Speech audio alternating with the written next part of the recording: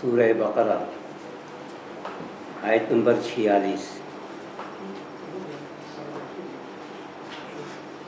اعوذ باللہ من الشیطان الرجیم، بسم اللہ الرحمن الرحیم۔ الذین یظنون انہم ملاقو ربہم وانہم الیہ راجعون۔ وہ لوگ جو یقین رکھتے ہیں کہ یقیناً وہ اپنے رب سے ملاقات کرنے والے ہیں اور بے شک وہ اسی کی طرف پلٹنے والے ہیں۔ آپ کے سامنے اس سے پہلے صبر اور نماز سے مدد چاہنے پر بات بتائی گئی، اور یہ فرمایا اللہ تبارک و تعالیٰ نے کہ نماز بہت بھاری ہے، پڑھنا بہت مشکل ہے، مگر خشوع والوں پر، جو خشوع اختیار کرتے ہیں ان پر نماز بھاری نہیں ہے۔ خشوع کہتے کسے ہیں؟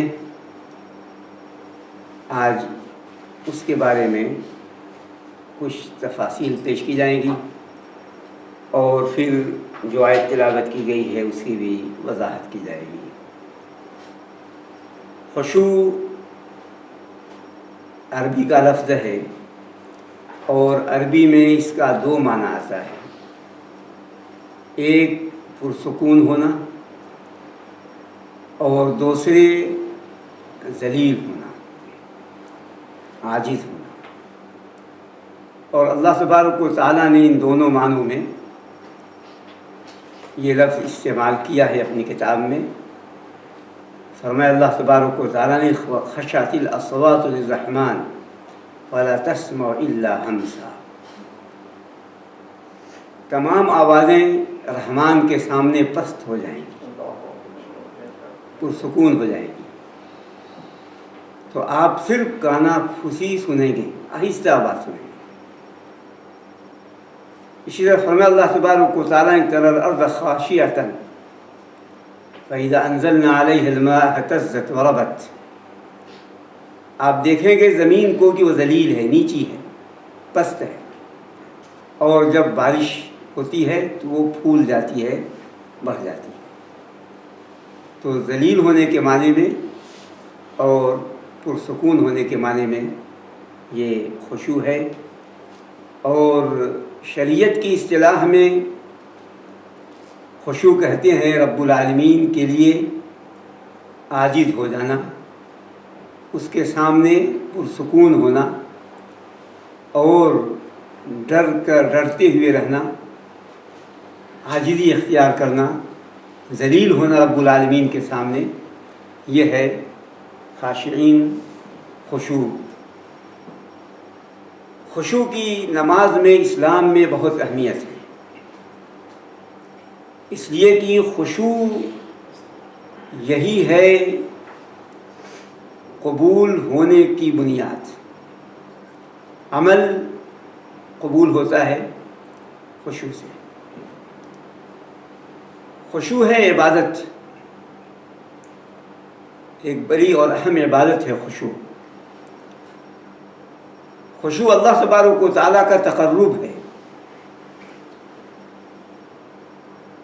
اور خشوع سے ہی عبادت میں لذت ملتی ہے، اور خشوع سے ہی لطف آتا ہے اللہ تبارک و تعالیٰ کی عبادت میں۔ خشوع سے نماز آسان ہو جاتی ہے، پڑھنا آسان۔ تو اس لیے فرمایا اللہ تبارک و تعالیٰ نے کہ نماز یہ بھاری ہے، مگر خشوع اختیار کرنے والوں پہ بھاری نہیں ہے۔ خشوع سے نماز پڑھنے والے، ان پر یہ نماز بھاری نہیں ہے۔ خشوع سے جو نماز پڑھتا ہے تو اس کو فائدہ ملتا ہے کہ اسے نماز میں راحت ملتی ہے، طمانینت نصیب ہوتی ہے، اور بھی بہت سے زیادہ فائدے ہیں۔ دل نور سے، ایمان سے پر ہو جاتا ہے، اور اسی لیے اللہ تبارک و تعالیٰ نے یہ مسلمانوں کی خصوصی صفات بتائی ہیں۔ قد افلح المؤمنون الذین هم فی صلاتهم خاشعون۔ مسلمان کامیاب ہو گئے جو اپنی نمازوں میں خشوع و خضوع برتتے ہیں، اور پھر اس خشوع اور خضوع سے نماز ادا کرنے پر بشارت سنائی، اولئک هم الوارثون الذین یرثون الفردوس هم فیہا خالدون، یہی وہ لوگ ہیں جو وارث ہیں جنت الفردوس کے، اور وہ اس میں ہمیشہ ہمیشہ رہیں گے۔ تو خشوع خضوع اختیار کرنے والے جنت کے وارث ہوتے ہیں۔ یہی انبیاء علیہ السلام کا بھی طریقہ رہا ہے، خشوع اور خضوع، رب کے سامنے جھک جانا، رب العالمین کے سامنے ذلیل ہو جانا، یکسو ہو جانا ہے، صرف اپنے رب کی طرف توجہ کر لینا۔ تو فرمایا اللہ تبارک و تعالیٰ نے وَكَانُوا يَدْعُونَنَا رَغَبًا وَرَهَبًا وَكَانُوا لَنَا خَاشِعِينَ، انبیاء علیہ السلام کا ذکر کیا، فرمایا کہ یہ ہمیں رغبت سے اور ڈر کر پکارتے تھے اور ہمارے سامنے جھک کر رکھتے تھے۔ وَكَانُوا لَنَا خَاشِعِينَ، خشوع اختیار کرنے والے تھے۔ اللہ تبارک و تعالیٰ نے نیک بندوں کا بھی تذکرہ کیا اور یہ فرمایا، جب سورہ بنی اسرائیل میں جہاں سجدے کی آیت ہے کہ قرآن کریم یا اللہ کتاب کی آیتوں کی جب تلاوت کرتے ہیں تو تھوڑیوں کے بر روٹی بھی گر پڑتے ہیں، وَيَزِيدُهُمْ خُشُوعًا، اور ان کے خشوع میں اضافہ ہو جاتا ہے، خشوع بڑھ جاتا ہے۔ اللہ تبارک و تعالیٰ نے ایمان والوں کو فرمایا کہ لَمْ يَأْنِ لِلَّذِينَ آمَنُوا أَن تَخْشَعَ قُلُوبُهُمْ لِذِكْرِ اللَّهِ وَمَا نَزَلَ مِنَ الْحَقِّ، کیا ایمان والوں کو ابھی وقت نہیں آیا کہ ان کے دل جھک جائیں اللہ کے ذکر کے لیے اور جو حق نازل ہوا اس کے لیے؟ تو اللہ تبارک و تعالیٰ نے اپنی کتاب میں تفصیل سے باتیں بتائی ہیں، اور رسول اللہ صلی اللہ علیہ وآلہ وسلم نے بھی اپنی احادیث میں خشوع اور خضوع پہ باتیں پیش کی ہیں۔ دعا مانگتے تھے آپ صلی اللہ علیہ وسلم، اس لیے خشوع کی دعا بھی مانگتے رہنا چاہیے۔ اللہ تبارک و تعالیٰ کی توفیق کے بغیر خشوع نہیں پیدا ہوگا۔ جو مشہور دعا ہے مسلم شریف کی حدیث ہے، اللہم انی اعوذ بک من علم لا ینفع ومن قلب لا یخشع ومن نفس لا تشبع ومن دعاء لا یستجاب لہا۔ آپ صلی اللہ علیہ وسلم دعا مانگتے کہ اللہ میں تیری پناہ میں آتا ہوں ایسے علم سے جو نفع نہ دے، ایسے دل سے جو خشوع اختیار نہ کرے، ایسے نفس سے جو آسودہ نہ ہو، ایسی دعا سے جو قبول نہ ہو۔ تو رسول اکرم صلی اللہ علیہ وآلہ وسلم دعا کرتے تھے۔ اور نماز کے بارے میں فرمایا آپ صلی اللہ علیہ وسلم نے کہ نماز ہے کیا چیز؟ تو فرمایا آپ صلی اللہ علیہ وسلم نے کہ تخشع و تمسکن، نماز نام ہے رب العالمین کے سامنے جھک جانے کا اور اپنی عاجزی اور مسکنت اختیار کرنے کا، عاجزی کا اظہار کرے اور اپنے آپ کو مسکین بنے رب العالمین کے سامنے۔ تو آپ صلی اللہ علیہ وآلہ وسلم نے یہ نماز کے بارے میں بتایا، اور پھر بہت سی احادیث ہیں جن نماز پر فرمایا کہ جو نماز گناہوں کا کفارہ ہوتی ہے اور جو نماز سے گناہ بخش دیے جاتے ہیں، فرمایا آپ صلی اللہ علیہ وسلم وہی نماز ہے جس نے وضو مکمل کیا اور خشوع سے نماز پڑھی، رکوع پورے کیے اور سجدے کیے، تو یہ نماز اس کے گناہوں کا کفارہ ہوگی۔ تو بہت سی احادیث ہیں رسول اکرم صلی اللہ علیہ وآلہ وسلم کی۔ اس لیے جتنا نماز میں خشوع ہوگا اتنی ہی نماز قبول ہوگی، اس سے زیادہ نہیں۔ اور اسی لیے ابن عباس رضی اللہ تعالیٰ عنہ فرمایا کرتے تھے کہ آپ کی نماز اتنی ہے جتنی آپ نے سمجھ کے پڑھی، جتنے میں آپ نماز میں رہے سمجھ کر پڑھی ہے اتنی ہی آپ کی نماز ہوئی، اس کے علاوہ نماز آپ کی نہیں ہوئی۔ اور اس کو رسول اکرم صلی اللہ علیہ وآلہ وسلم نے ارشاد فرمایا، جو عمار بن یاسر رضی اللہ تعالیٰ عنہ راوی ہیں، اور دوسری حدیث شداد بن اوس رضی اللہ تعالیٰ عنہ کی ہے۔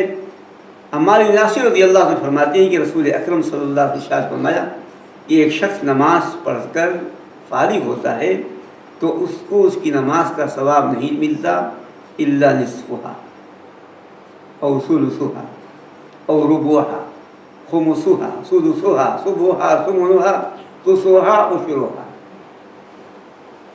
پوری نماز کا ثواب کبھی نہیں ملتا، آدھی نماز کا ثواب ملتا ہے، یا 1/3 تیسرا 3 حصہ کر کے 1 حصے کا نماز کا ثواب ملتا ہے، یا چوتھائی نماز کا ثواب ملتا ہے، یا 5واں حصہ نماز کا ثواب ملتا ہے، یا 6واں 7واں 8واں 9واں 10واں، جتنا وہ نماز میں اللہ تعالیٰ کی طرف متوجہ رہا، جتنا خشوع ہے اتنی ہی نماز قبول ہوتی ہے۔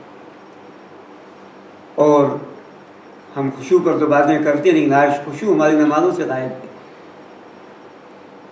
آج خشوع ہماری نمازوں سے غائب ہے۔ جہاں ہم نماز پڑھتے ہیں، اللہ اکبر کہتے ہیں، وہیں سے ہم کہیں اور چلے جاتے ہیں، توجہ نہیں ہے نماز کی طرف، خشوع اور خضوع نہیں ہے۔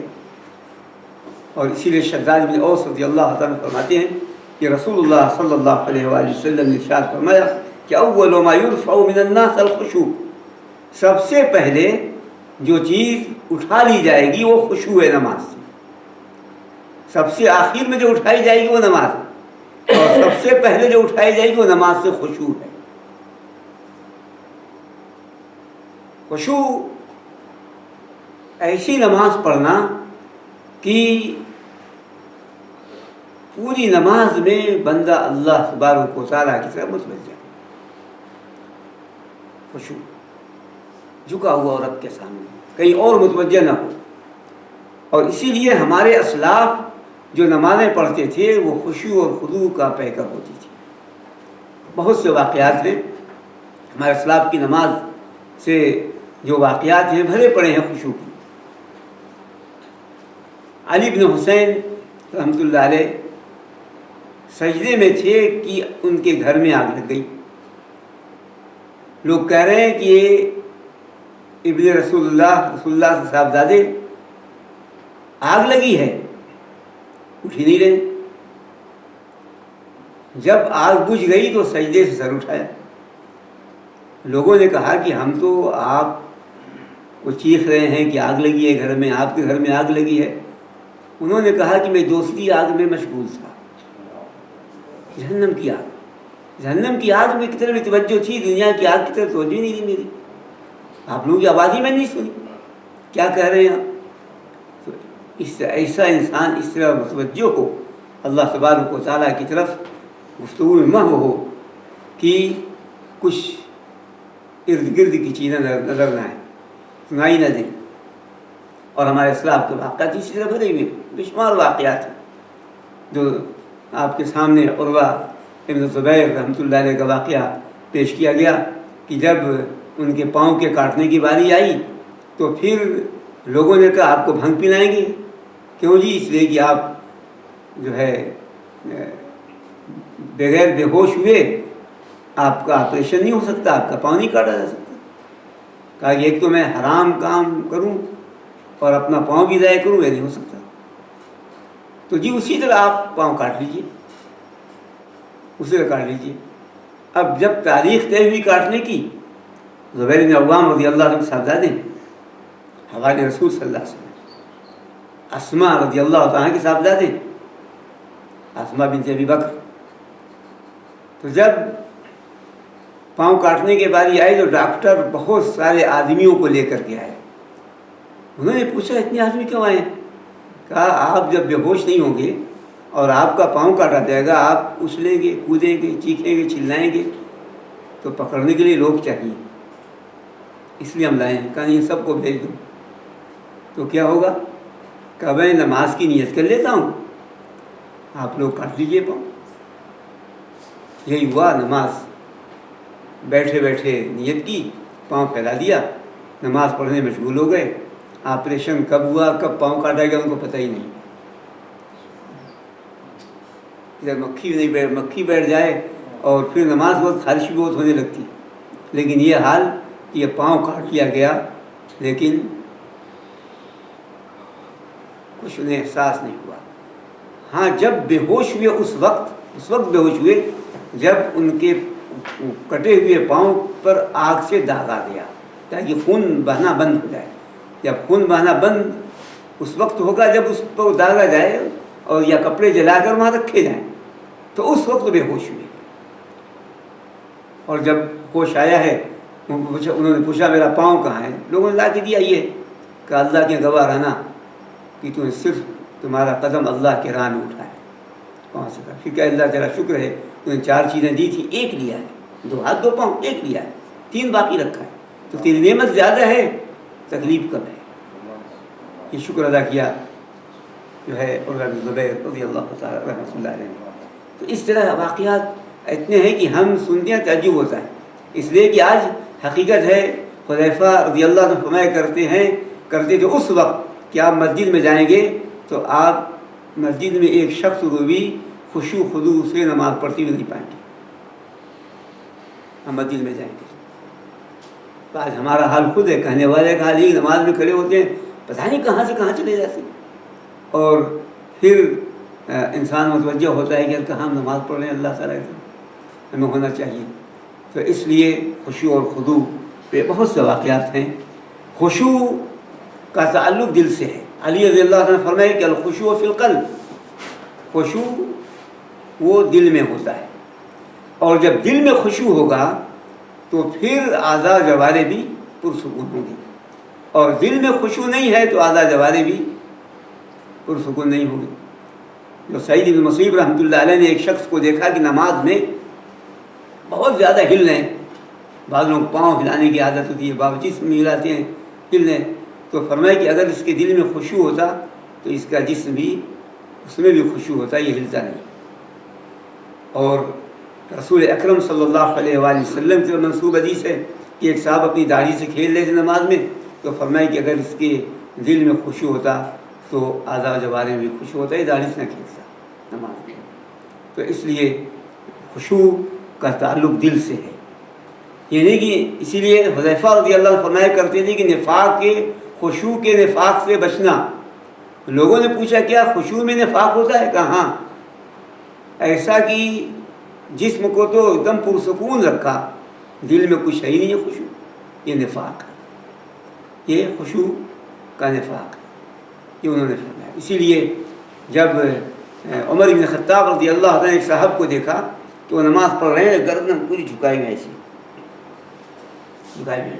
بعض لوگ ہوتے ہیں اپنا بزرگ بننے کے لیے اس طرح کی چیزیں وہ کرتے ہیں، جھکائی ہوئی ہیں، جیسے مراقبہ کر رہے ہوں یا کوئی اور چیز ہو۔ تو انہوں نے کہا کہ اے فلاں یا صاحب الرقبہ ارفع رقبتک فإن الخشوع فی القلب، اے گردن والے آپ گردن اٹھائیے، خشوع گردن میں نہیں ہے، خشوع دل میں ہے۔ اور اسی لیے عائشہ صدیقہ رضی اللہ تعالیٰ عنہ نے دیکھا کچھ لوگوں کو کہ بہت آہستہ آہستہ چل رہے ہیں، بہت آہستہ آہستہ، اور سر جھکائے ہوئے ہیں۔ ایک خاص لباس تھا، پوچھے کون لوگ جا رہے ہیں؟ نوجوان ہیں۔ کہا یہ زاہد لوگ ہیں۔ کہا زاہد لوگ ایسے ہوتے ہیں؟ زاہد تو عمر سے رضی اللہ تعالیٰ عنہ، مارتے تو زور کی مارتے، چلتے تو تیز چلتے، اور کھاتے تو آسودہ ہو کے کھاتے، زاہد تو وہ تھے۔ تو یہ عائشہ رضی اللہ عنہ نے فرمایا ہے۔ تو اس لیے نفاق ہے، خشوع میں نفاق، کہ بظاہر جسم تو پرسکون، لیکن دل میں اللہ کا خوف نہ ہو، دل میں عاجزی و مسکنت نہ ہو، اللہ تبارک و تعالیٰ کی توجہ نہ ہو۔ اس لیے یہ خشوع جو بات بتائی جا رہی ہے، الا الخاشعین، جو خشوع سے نماز پڑھے گا اس کو مزہ آئے گا نماز، وہ ایسی لذت اسے ملے گی کہ وہ تڑپ جائے گا، اگر کبھی چھوٹ جائے بے چین ہو جائے گا اس نماز کی ادائیگی کے لیے۔ تو اس لیے اللہ تبارک و تعالیٰ نے الا الخاشعین، مگر خشوع اور خضوع نماز پڑھنے والوں پر یہ نماز بھاری نہیں ہے۔ اسی لیے علماء کرام نے بہت سے فائدے اس کے بتائے ہیں، خشوع کے فائدے، کہ نماز پڑھنا آسان ہو جاتا ہے، اور اس سے اللہ کا خوف پیدا ہوتا ہے، اللہ کے عذاب سے نجات ملتی ہے، اور یہ انبیاء اور رسولوں علیہم السلام کی اقتداء ہے۔ خشوع صحیح عبودیت و بندگی کی دلیل ہے، اور بہت سے لوگوں نے خشوع سے نماز پڑھنے پر جس کا حکم دیا اللہ تعالیٰ نے اور رسول اللہ صلی اللہ علیہ وسلم نے، دنیاوی طبی فائدے بتائے ہیں۔ 25 سے زیادہ فائدے طبی اس دور میں تحقیق کیا ہے جب کوئی خشوع اور خضوع نماز پڑھتا ہے، بہت سے طبی فائدے 25 سے زیادہ۔ اور ظاہر بات ہے کہ جو حکم اللہ تبارک و تعالیٰ کا، رسول اللہ صلی اللہ علیہ وسلم کا، اسی میں فائدہ ہے، روحانی بھی جسمانی بھی، دونوں فائدے ہیں۔ اس لیے لکھا ہے کہ اس میں آکسیجن کا استعمال کم ہوتا ہے تو جسم کو راحت ملتی ہے، خون کا دوران تیز ہوتا ہے، دل کی بیماریوں کے لیے شفا ہے۔ اسی طریقے سے جوڑوں کے درد میں بھی اور مفصل کی درد کے لیے، تکلیف کے لیے بھی یہ خشوع مفید ہے۔ تو بہت سی بیماریوں کا 25 زیادہ بیماریوں کا علاج خشوع میں ذکر کیا ہے اس دور کے جو ہے تحقیق میں اطباء نے، علماء کرام نے۔ یہ ہے خشوع جو آپ کے سامنے بات پیش کی گئی۔ الا الخاشعین، جو فرمایا اللہ تبارک و تعالیٰ نے، یہ نماز البتہ بہت بھاری ہے مگر خشوع اور خضوع سے نماز پڑھنے والوں پر۔ خضوع بتا دیا جائے، خشوع ہے وہ دل میں بھی ہوتا ہے، اصل دل میں ہے، اور نگاہ میں بھی خشوع، اور آواز میں بھی خشوع۔ وخشعت الاصوات خاشعۃ ابصارہم، فرمایا اللہ تعالیٰ، ان کی نگاہیں جھکی ہوں گی۔ تو خشوع نگاہوں میں بھی ہے، خشوع آواز میں بھی ہے، خشوع اعضاء و جوارح میں بھی ہے، اصل دل میں ہے، لیکن خضوع صرف بدن میں ہے، خضوع صرف بدن میں ہے۔ اسی طرح ہم اردو میں کہتے ہیں خشوع خضوع سے نماز پڑھتا ہے۔ خشوع کا تعلق دل سے ہے اور خضوع کا تعلق بدن سے ہے، جسم سے ہے، اعضاء و جوارح سے ہے۔ اعضاء و جوارح پرسکون ہو تو کہا جائے گا خضوع سے پڑھ رہا ہے نماز، اور دل پرسکون ہو، رب کے سامنے عاجز بن کر ہو، تو کہتے ہیں کہ خشوع اور خضوع سے نماز پڑھتا ہے۔ تو خشوع کا تعلق دل سے ہے اور جسم سے، دونوں سے ہے، اور خضوع کا تعلق صرف بدن سے ہے۔ یہ ہے خشوع پر جو آپ کے سامنے بات پیش کی گئی، اور اس پر احادیث بہت ہیں رسول اللہ صلی اللہ علیہ وسلم کی، اور اس پر چند احادیث آپ کے سامنے پیش کی گئی۔ اب جو آیت آپ کے سامنے پیش کی گئی ہے اس کی وضاحت کر دی جائے۔ الذین یظنون انہم ملاقو ربہم وانہم الیہ راجعون۔ بہت سے لوگوں نے یہ لکھا ہے کہ خشوع پیدا کیسے ہوتا ہے، خشوع پیدا کیسے ہو، خشوع کے اسباب کیا ہیں؟ تو ظاہر بات ہے وہ اسباب ہیں جو رسول اللہ صلی اللہ علیہ وسلم نے بتایا ہے۔ ان تعبد اللہ کأنک تراہ فإن لم تکن تراہ فإنہ یراک۔ جب جبریل علیہ السلام نے پوچھا رسول اللہ صلی اللہ علیہ وسلم احسان، احسان کیا ہے؟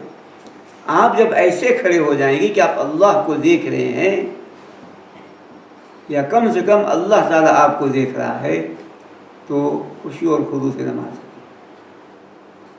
خشوع اور خضوع سے نماز ہے۔ اللہ تعالیٰ کو جب کوئی دیکھ رہا ہوگا تو اور کسی طرف توجہ اس کی نہیں جائے گی، یا یہ کہ اللہ اسے دیکھ رہا ہے تو وہ اور اس طرف متوجہ نہیں ہوگا، صرف اللہ تبارک و تعالیٰ کی طرف توجہ اس کی ہوگی۔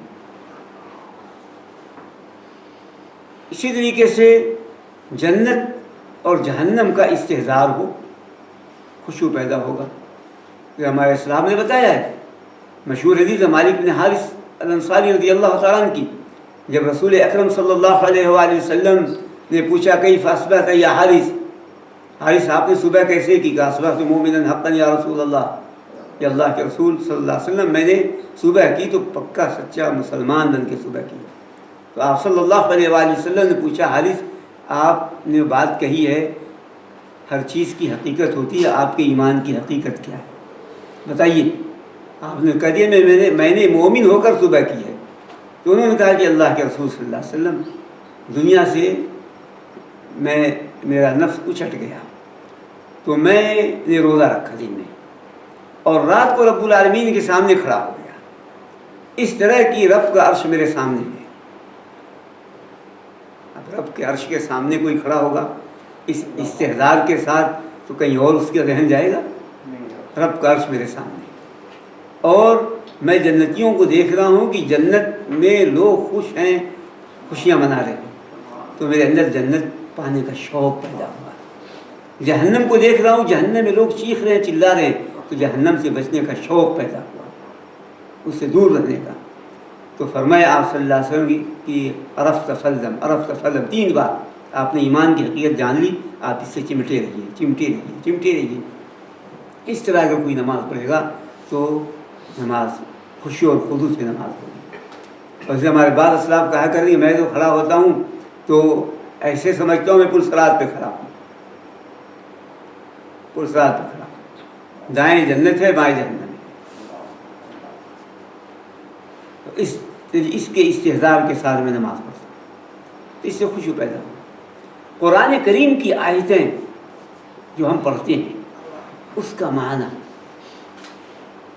جو ہم تسبیحات پڑھتے ہیں، جو اذکار پڑھتے ہیں، جو دعائیں مانگتے ہیں، اس کو سمجھ کر کے پڑھنا، اس سے خشوع تب کہیں اور نہیں جائے گا۔ اسی لیے خشوع کا سب سے بڑا فائدہ یہ بھی ہے کہ شیطان کا خاشع بندے پر اثر نہیں ہوتا، بس نہیں چلتا، قابو نہیں پاتا شیطان۔ جو خشوع خضوع سے پڑھے گا اور جو خشوع خضوع نہیں پڑھے گا اس پر شیطان آ جائے گا اور شیطان اس کو اپنے کنٹرول میں کر لے گا۔ آج حال ہی ہمارا یہی ہے کہ جہاں ہم پڑھتے ہیں خشوع خضوع نہیں ہے، اس لیے شیطان کنٹرول کر لیتا ہے۔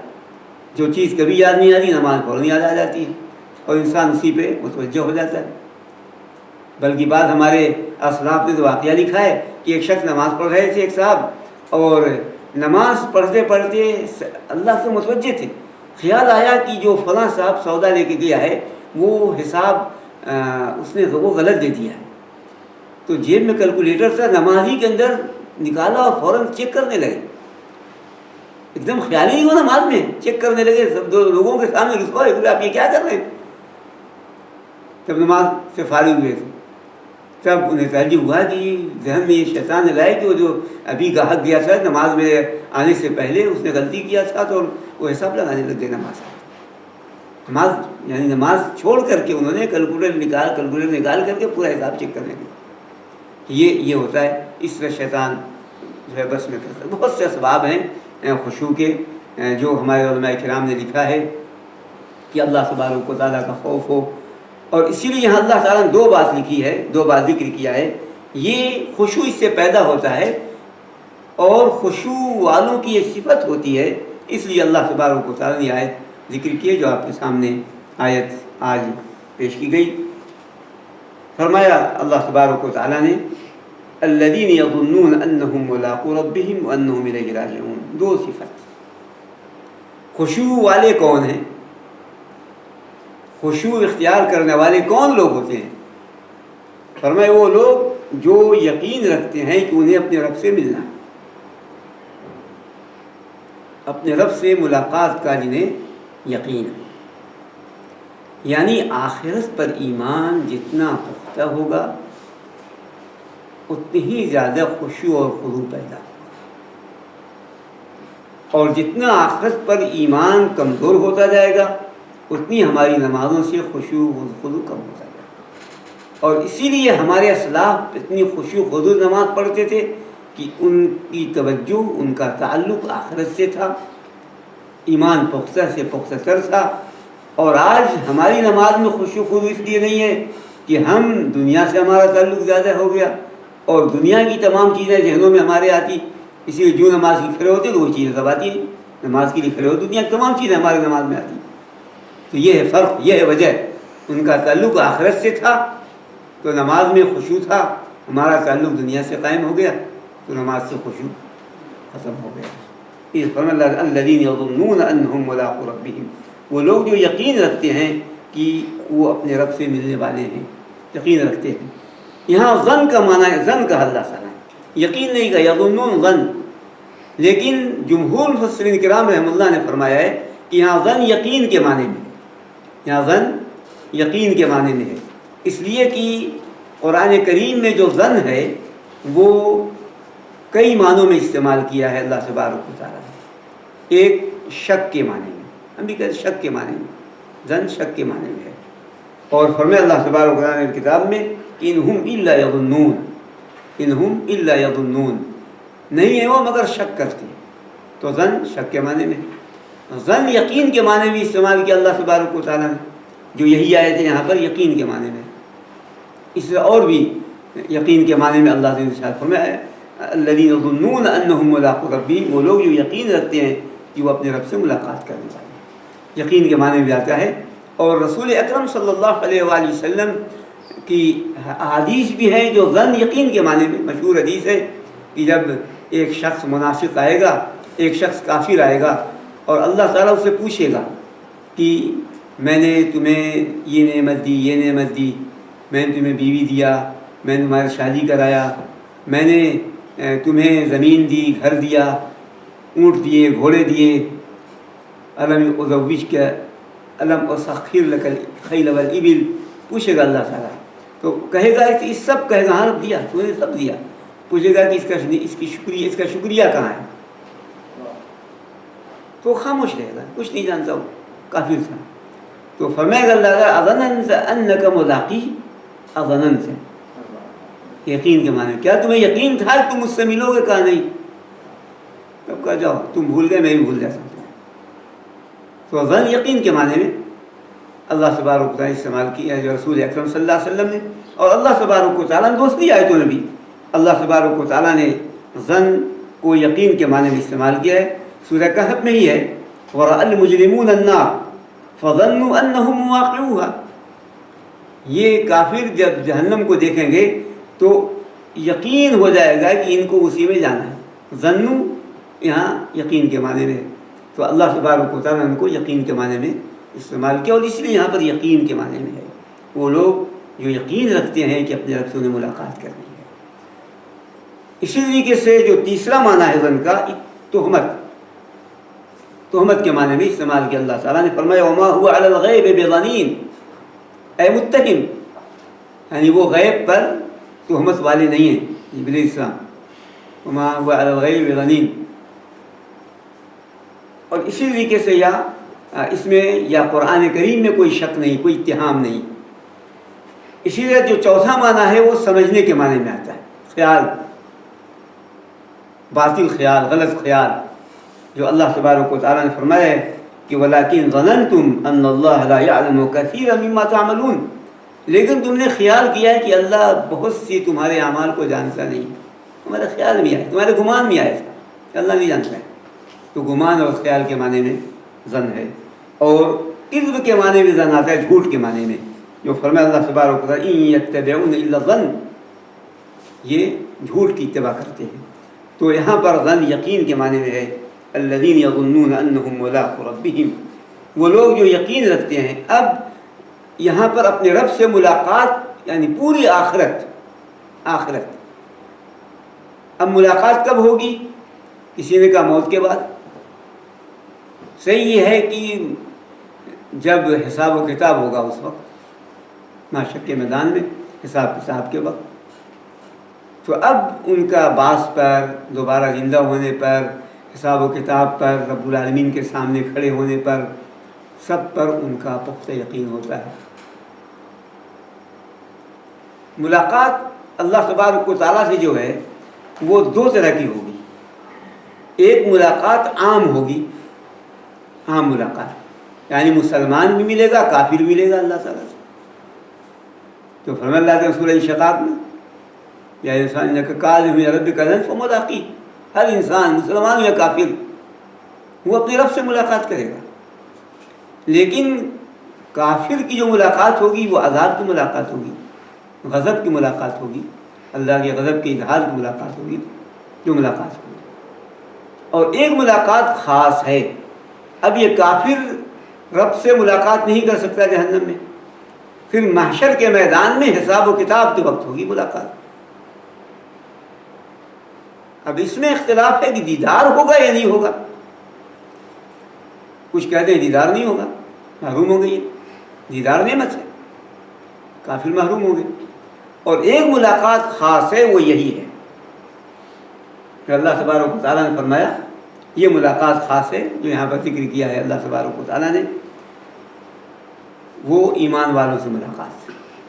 یہ نعمت کی ملاقات ہے، فخر کی ملاقات ہے، عزت کی ملاقات ہے، شرف کی ملاقات ہے، جو اللہ تبارک و تعالیٰ اپنے مسلمان بندے سے کرے گا. محشر کے میدان بھی مسلمان سے اللہ تعالیٰ ملاقات کرے گا تو ملاقات بھی عزت کی ہوگی. جو مشہور حدیث ہے مسلم شریف کی، رسول اکرم صلی اللہ علیہ وآلہ وسلم نے ارشاد فرمایا کہ رب العالمین اپنے مومن بندے سے سرگوشی کرے گا، کانا کسی وہ جانتا ہے اور بندہ جانتا ہے، بس اللہ جانتا ہے، اللہ جانتا ہے اور وہ بندہ جانتا ہے کیا بات ہو رہی ہے. اللہ تعالیٰ کہے گا یہ کیا، ہاں رب کیا، یہ کیا، ہاں یہ کیا. کہے گا جاؤ دنیا میں چھپا، آج بھی چھپاتا ہوں، جاؤ جنت میں. یہ محبت کی ملاقات ہے. یہ ہے جو فرمایا رسول اکرم، دنیا میں چھپایا، آج بھی چھپاتا ہوں. یہ ملاقات اللہ تبارک و تعالیٰ سے. اور اسی لیے فرمایا رسول اکرم صلی اللہ علیہ وسلم نے کہ سب کو رب سے ملنا ہے، سب کو رب سے ملاقات کرنا ہے. کوئی ترجمہ کرنے والا نہیں ہوگا، کوئی ترجمہ کرنے والا نہیں ہوگا. کہ ترجمہ کرنے والا ہو تو بھی تو دوری ہو جاتی تھوڑی، وہ کہے تو کہ وہ ترجمہ کر کے بتائے. آمنے سامنے رب العالمین سے ملاقات ہوگی. اس لیے فرمایا آپ صلی اللہ علیہ وسلم نے اتقوا النار ولو بشق تمرہ، تم آگ سے جہنم سے بچو اگرچہ ایک کھجور کا ٹکڑا ہی دے کر کیوں نہ ہو. تو یہ ملاقات جو ہے یہ خاص ملاقات ہے، خیر کی ملاقات، عزت کی ملاقات، نعمت کی ملاقات، جو جنہیں یقین ہوتا ہے کہ رب سے ملاقات کرنا ہے. اور ظاہر بات ہے کہ جو آخرت پر جتنا یقین ہوگا رب سے ملاقات پر، اتنا ہی زیادہ وہ مشتاق ہوگا کہ خوب اچھا عمل کرے، اللہ تبارک و تعالیٰ کی طرف پوری توجہ رہے تاکہ وہاں اس کی ملاقات عزت کی ملاقات ہو اللہ تبارک و تعالیٰ. بہت سے لوگوں نے کہا ملاقات کے وقت رویت بھی ضروری ہے. تو مسلمان کی رویت ہوگی، دیکھے گا مسلمان رب العالمین. کافروں میں اختلاف ہے علماء کرام کا، وہ بھی محشر کے میدان میں صرف. جہنم کے بعد تو محروم محجوبون فرمایا اللہ تعالیٰ نے سورہ مطففین میں کہ وہ اپنے رب کے دیدار سے محجوب ہوں گے، محروم ہوں گے، حجاب ہوگا، پردہ ہوگا، نہیں دیکھ سکتے. لیکن مسلمان ملے گا تو دیکھے گا رب العالمین کو، اور بتایا گیا کہ رب العالمین کا دیدار جنت کی نعمتوں سے بڑھ کر ہے.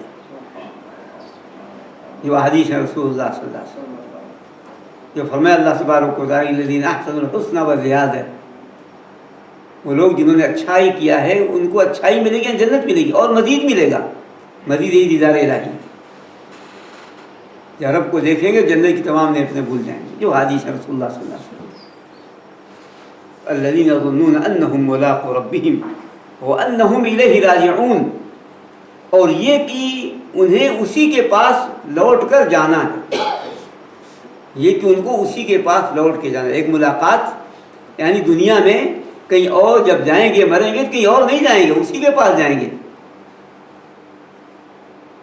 اس لیے بھاگنے کا کوئی، بچنے کا کوئی امکان نہیں، کوئی بھاگ نہیں سکتا ہے. اسی کے پاس جانا ہے. جب اسی نے پیدا کر کے اسی نے بھیجا ہے تو اسی کے پاس جائیں گے اور کہاں جائیں گے.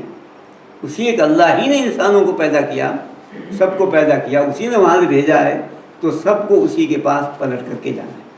یہ دو عقیدہ ایسا عقیدہ ہے، یہ دو ایمان ایسا ایمان ہے، یہ دو جتنا پختہ ہوگا اتنے ہی خشوع پیدا ہوگا، اتنا ہی بندہ اللہ کی اطاعت کرے گا، اتنا ہی زیادہ وہ اعمال صالحہ کرنے والا ہوگا، اتنی ہی زیادہ نافرمانیوں سے بچنے والا ہوگا. اعمال صالحہ کرنا اس کے لیے آسان ہو جائے گا، برائی کرنا اس کے لیے بہت بھاری ہو جائے گا. یہ دو عقیدہ جس کے اندر آ جائیں جب ہی خشوع پیدا ہوگا، اور خشوع پیدا ہوگا تو اس کے لیے نماز بھاری نہیں ہوگی، آسان ہوگی. ہر اطاعت آسان ہو جائے گی اللہ تبارک و تعالیٰ، ہر عمل صالح آسان ہو جائے گا. اور اسی لیے خشوع اور خضوع نماز میں حکم دیا گیا ہے کہ اگر نماز صحیح پڑھ لیا، خشوع و خضوع سے پڑھ لیا تو پھر دوسرے اعمال بھی صحیح ہو جائیں گے، دوسرے اعمال بھی صحیح ہو جائیں گے. اسے فرمایا رسول اکرم صلی اللہ علیہ وسلم نے کہ بندے کے اعمال میں قیامت کی سب سے پہلے جو پوچھا جائے گا وہ نماز ہوگی. نماز اگر صحیح ہو گئی تو اس کے تمام اعمال بھی صحیح ہو جائیں گے، اور اگر نماز فاسد ہو گئی تو اس کے تمام اعمال بھی فاسد ہو جائیں گے. تو رسول اکرم صلی اللہ علیہ وآلہ وسلم نے فرمایا، اور یہ ہے الذین یظنون انہم ملاقو ربہم وانہم الیہ راجعون. اس سے، اس عقیدے سے رب سے ملاقات کرنا ہے.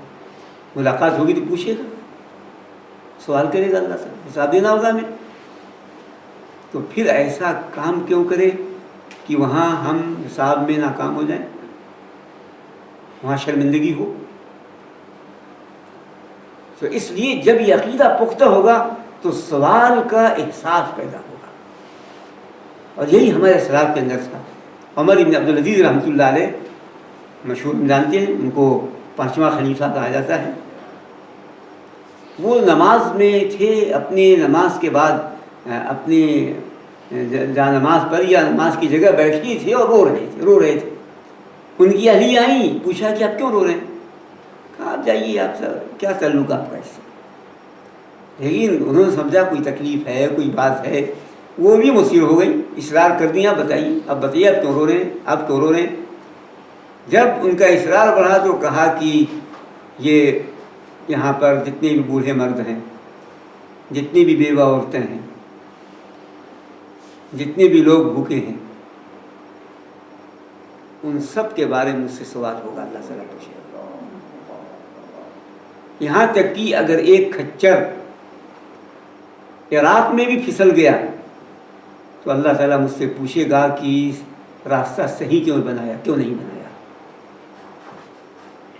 یہ احساس نماز رو رہے ہیں، نماز کے بعد بیٹھ کر یہ پوچھنے کا، سوال کا، حساب کا احساس یہ ہے، جو ایسے اگر ہوں تو پھر کیسی زندگی ہوگی، کیسی نمازیں لوگ پڑھتے ہوں گے۔ ہمارے ساتھ امیر المومنین ہیں اور یہ اپنی بیوی کی اس وقت بتا رہے ہیں، انہوں نے تفصیل اور بھی ذکر کیا، جتنے معذور تھے، جتنے دنیا میں ستائے ہوئے تھے، سب کا تذکرہ کیا، سب کا الگ الگ ذکر کیا۔ آخر میں کہا یہاں تک کہ ایک کھچر بھی اگر عراق کے راستے میں پھسل جاتا ہے تو اللہ تعالیٰ مجھ سے پوچھے گا کہ تم نے راستہ صحیح کیوں نہیں بنایا، تو وہ کھچر پھسل گیا۔ یہ عقیدہ ہو تو سوال کا احساس پیدا ہوگا۔